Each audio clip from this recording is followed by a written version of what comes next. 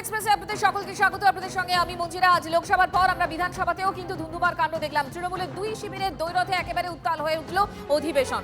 রঘুনাথগঞ্জের বিধায়ক তথা তৃণমূলের ঋতব্রত শিবিরের মুখ্য সচেতক আখরুজ্জামানকে নিগ্রহের চেষ্টার অভিযোগ। আজকের জন্য বিধানসভা থেকে সাসপেন্ড কুণাল ঘোষ। মার্শাল ডেকে টেনে হিঁচড়ে অধিবেশন কক্ষ থেকে বের করা হলো বেলেঘাটার বিধায়ককে। সেই সময়কার ছবি আরো একবার আপনাদেরকে দেখাচ্ছি আমরা।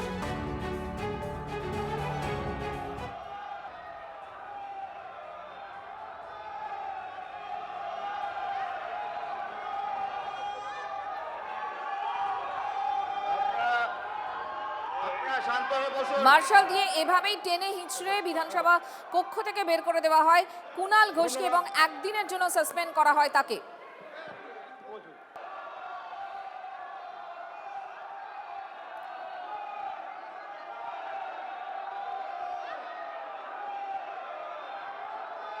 আখরুজ্জামান যখন বলতে ওঠেন ঠিক সেই সময় কুণাল ঘোষ তার সামনে চলে যান এবং তারপরেই তাদের মধ্যে একটা বাদানুবাদ হয়।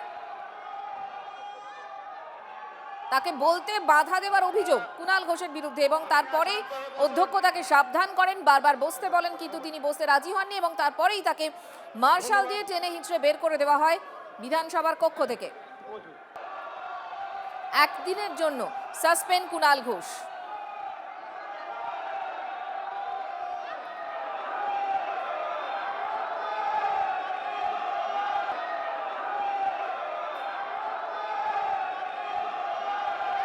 দেখুন সেই সময় আখরুজ্জামান, ঋতব্রত শিবিরের আখরুজ্জামান মুখ্য সচেতক তিনি এবং তিনি যখন বলতে ওঠেন তখনই সামনে চলে যান কুণাল ঘোষ।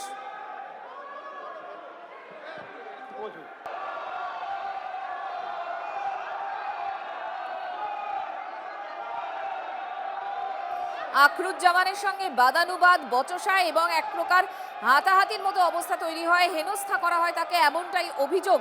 এবং তারপরেই অধ্যক্ষ তাকে বারবার ওখান থেকে সরে গিয়ে বসার কথা বলেন, কিন্তু তিনি শোনেননি এবং তারপরই মার্শাল দিয়ে কুণাল ঘোষকে টেনে হিঁচড়ে বিধানসভার কক্ষ থেকে বের করে দেওয়া হয় এবং তাকে একদিনের জন্য সাসপেন্ড করা হয়।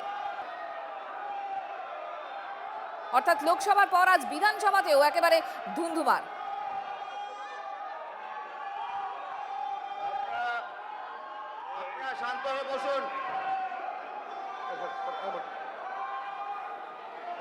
ধন্যবাদ মাননীয় স্পিকার স্যার, আবার টাইমের দিকে একটু লক্ষ্য রাখবেন। মাননীয় স্পিকার চ্যাংদোলা করে টেনে হিঁচড়ে কুণাল ঘোষকে বের করে নিয়ে যায় মার্শালরা।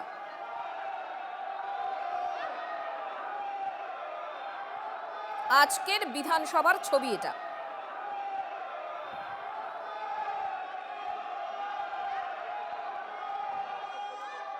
বিচারাধীন। বিজেপি চাইছে সরকারও তারা চালাবে, বিরোধীটাও তারা চালাবে, পোষা বিরোধী। কড়া সমালোচনা, প্রকৃত সমালোচনা তারা নেবে না। এর আগেও একাধিক গুরুত্বপূর্ণ জায়গায় গুন্ডা দমন বিল শোভনদা আমার নাম দিয়েছিলেন, দেয়নি। আজ পুলিশ বাজেট শোভনদা আমার নাম দিয়েছিলেন, দেয়নি। তার বদলে আলিফাকে দিয়েছে। আচ্ছা, আলিফাকে যে দেবে, আলিফা যে তৈরি হয়ে আসবেন তারও কোনো স্কোপ নেই, কারণ তিনি জানেন না যে তার নাম আছে। তিনি এখানে এসে দেখছেন তার নাম। অর্থাৎ যেন কোনো ধারালো বক্তৃতা পুলিশ বাজেটে না হয়। তার কারণ বাকি যারা বলবে তারা তো পোশাক, বিজেপির বি টিম। এবার আমি দেখেই বিষয়টা বিরোধিতা করেছি। আমি শোভনদাকে জিজ্ঞাসা করেছি, শোভনদা ওই অপোজিশনের আখরুজ্জামানকে বলেছেন।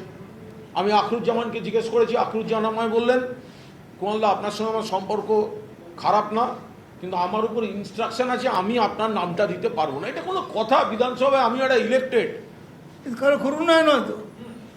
আমি তাকে বলেছি যে দেখুন, বিধানসভায় বক্তৃতা না দিতে পারলে আমার জীবন অচল হয়ে যাবে, আমি সেটা মনে করি না, বাট এটা আমার অধিকার। আজকে পুলিশ নিয়ে আমাদের বক্তব্য আছে পার্টির। ডামি বিরোধীদের দিয়ে, ডামি বক্তা দিয়ে আসল পয়েন্টগুলো অ্যাভয়েড করে ফাঁকা মাঠে গোল দিচ্ছে বিজেপি। শুনলো না, বলে বসুন কথা হবে। স্পিকার ওদের গার্জেন অনৈতিকভাবে ওদের বিরোধী করেছে। স্পিকার চিৎকার করে বললেন, আপনি বসে কথা বলুন, দাঁড়িয়ে কথা বলবেন। আরে ওখানে আমি কোথায় বসবো, ওটা তো ওদের বেঞ্চটা। তো তারপরেও বললো যে আচ্ছা আচ্ছা বসে বলো। আমি বসে বললাম। তাতে ওদের এক সিনিয়র বিধায়ক বললেন, আপনি এদিকে চলে আসুন, আমাদের সঙ্গে চলে আসুন, আপনার বলতে কোনো সমস্যা হবে না। আমি দেখুন, এই পাঠশালায় তো আমি পড়িনি, আমি বলার জন্য আমি গ্রুপ চেঞ্জ করবো, আমি এটা কোনো কাজের কথা? তারপরে আমি বলেছি, অন্যায়ভাবে আমাকে আমার কণ্ঠরোধ করা হচ্ছে, এবং আমার বক্তব্য হচ্ছে এটা করছেন এই তথাকথিত বিরোধী, তথাকথিত অনৈতিকভাবে পাওয়া বিরোধীরা, বাট এরা ইনস্ট্রাক্টেড অ্যান্ড কন্ট্রোলড বাই সরকার পক্ষ। তারা প্রকৃত বিরোধী চাইছেন না, তারা সাজানো পুতুল চাইছেন কিছু। এরপর আমি নীতিগতভাবে একটা প্রতিবাদ করি, কারণ আখরুজ্জামান তিনি অপোজিশন তথাকথিত বিতর্কিত চিফ হুইপ, বাট তার হাতে ক্ষমতা দিয়ে রেখেছে স্পিকার, আমাকে বলতে দিচ্ছে না, হ্যাংলার মতো নিজে বলবে। আর ওরা কি বলবে, ওরা কি বিরোধিতা করবে? ওদের তো বসিয়েছে বিজেপি, ওদেরকে বসিয়েছেই তো বিজেপিকে যাতে বেশি আক্রমণ না করা হয়। উনি যখন বলছিলেন, আমি গিয়ে বললাম, আপনি আমায় বলতে দেননি কেন? আপনি কেন আমার নাম কেটেছেন? তো তখন বাকিরা এলো, স্পিকার সাহেব বলছেন আপনি জায়গায় গিয়ে বসুন। মানেটা কি? দিনের পর দিন আমার কণ্ঠরোধ করা হবে, আমাকে বলতে দেওয়া হবে না। পুলিশ বাজেট, আজকে আমি গত কদিন ধরে যে সন্ত্রাস চলছে সেটা আমি বলবো না? একের পর এক নারী নির্যাতন হচ্ছে, সেটা আমি বলবো না? এইসব পোশাকগুলোকে দিয়ে বক্তৃতা করাচ্ছে, আর আলিফাকে তৈরি হতে দেয়নি। তাতে এইসব এদের অনেকে এগিয়েছে, না অমুক তমুক হ্যান। তবে স্পিকার বললেন, বিজেপির লোকেরা মানে মায়ের থেকে মাসির দরদ বেশি। আমি ওখানে বলছি ওদের দু চারজন আসছেন, কিন্তু তবু বিজেপির কয়েকজনকে দেখলাম যেন বি টিমকে আগলে রাখতে পুরো মরিয়া, দরদ উঠলে উঠছে। তারপর স্পিকার সাহেব বললেন আপনাকে বার করে দেবো। তাই আমাকে বসিয়ে রেখেই বা আমার লাভ কি বলুন? আমার বসে থেকে লাভ কি? আমি বক্তা, এবং আমি মনে করি আমি খুব একটা খারাপ বলি না। আমার দলনেতা আমার নাম দিয়েছেন, আমরা বাজেটে আমরা বলছি, এই নয় যে প্রত্যেকটা বাজেটেই আমার নাম দিচ্ছেন। একটা বাজেটে আমার নাম দিয়েছেন, কেটে দেবে। গুন্ডা দমন বিল কেটে দেবে, সেন্সিটিভ ইস্যু বলতে দেবে না, পোষা লোকগুলোকে দিয়ে বলাচ্ছে। তারপরে স্পিকার বললেন বার করে দিতে। তারপর তো মার্শাল এবং তার বাহিনী মিলে আমাকে ধাক্কা দিতে ঘিরে চ্যাংদোলা করে বার করলো। এটা গণতন্ত্র? বক্তাকে বলতে দেবে না, এমএলএ কে বলতে দেবে না, তারা তাদের কাছ থেকে আমরা গণতন্ত্র শিখব? আর প্রতিবাদ করতে গেলে চ্যাংদোলা করে বার করে দেবে, গায়ে হাত দিচ্ছে। এসব করে আমাদের কণ্ঠরোধ করা যাবে না। আমি কি অপরাধ করেছি? আমি নির্বাচিত বিধায়ক, কিন্তু আমায় বলতে দেওয়া হবে না। কেন আখরুজ্জামান বলতে দেবে না? আমি ওর ফিসফিসানি শুনে কি করব? আমাকে অমুক বারণ করেছে, আমার সঙ্গে তোমার ঝামেলা নেই, সব ন্যাকামি শুনে আমি কি করব?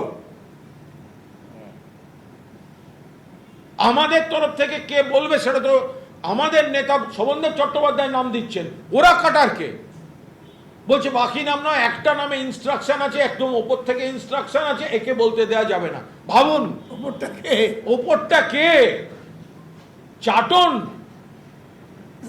নাকি চাটনের রাজনৈতিক বাবা?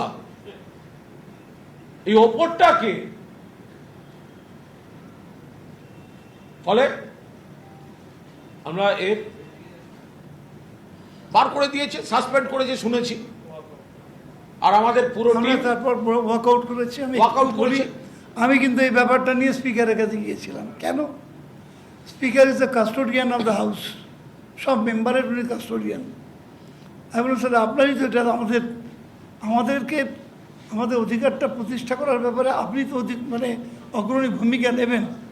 যে আমি যে নামটা দেবো সেটা তো বাইরে যেতে পারে না, ওরা যেতে পারে না।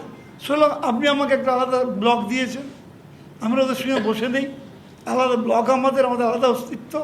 সেখানে আপনি আমাদের যদি বলতে না দেওয়া হয় তো আপনি তো আমাদের সেখানে প্রোটেকশনটা দেবেন না, সেটা আপনারা নিজেরা ঠিক করে নিন। এটা হতে পারে না কখনো। স্পিকারের কাছে গেছি, তার মানে দাঁড়িয়ে যাচ্ছে যে টার্গেট করে নিচ্ছে কাকে বলতে দেয়া হবে না। এটাকে আপনি গণতন্ত্রের মন্দির কি বলবেন? এর আগে এরকম কোন নজির আছে? বিধানসভায় প্রথম এই ঘটনা ঘটছে যে একজনকে টার্গেট করে নিয়ে তাকে বলতে দেয়া হবে না।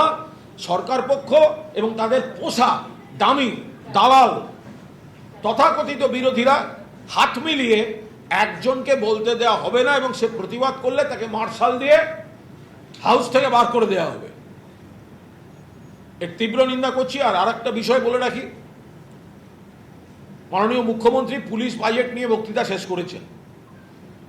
এটা উনি পুলিশ বাজেট নিয়ে বলেননি, ওনার বক্তৃতা শুনে মনে হলো একটা তৃণমূল বাজেট নিয়ে বলেছেন। শয়নে স্বপনে জাগরণে তৃণমূল তৃণমূল তৃণমূল তৃণমূল তৃণমূল, মনে হলো কোনো পথসভায় বক্তৃতা করছেন। এটা মুখ্যমন্ত্রীর ভাষণ নয়, এটা রাজনৈতিক প্রতিহিংসায় ভরা একটি রাজনৈতিক দলের নেতার ভাষণ। মমতা বন্দ্যোপাধ্যায় মাননীয় প্রাক্তন মুখ্যমন্ত্রী, তাকে আক্রমণ করা, আমাদের সাংসদ অভিষেক বন্দ্যোপাধ্যায়কে আক্রমণ করা, গতকাল বিজেপি স্পন্সর্ড যে সমাবেশ হয়েছিল মেয়র রোডে, সে তো প্লাস্টিকের চেয়ারও সব ভরেনি। আর মমতা বন্দ্যোপাধ্যায়ের নেতৃত্বে যে বিরাট সমাবেশ, সেইটা গা জ্বলে যাচ্ছে, সেটা বেরিয়ে আসছে। কিন্তু উনি তো মুখ্যমন্ত্রীর চেয়ারে পুলিশ বাজেট বলবেন। উনি সারাক্ষণ যে শরীরী ভাষা, যে মৌখিক ভাষা, যে চিন্তা ভাবনা নিয়ে আক্রমণটা চালিয়ে গেলেন, তাতে তো দেখে মনে হচ্ছে যে হোম বাজেট নয়, এটা একটা তৃণমূল বাজেট, এটা একটা তৃণমূলের মানে স্বতন্ত্র বিষয় নিয়ে উনি বলছেন।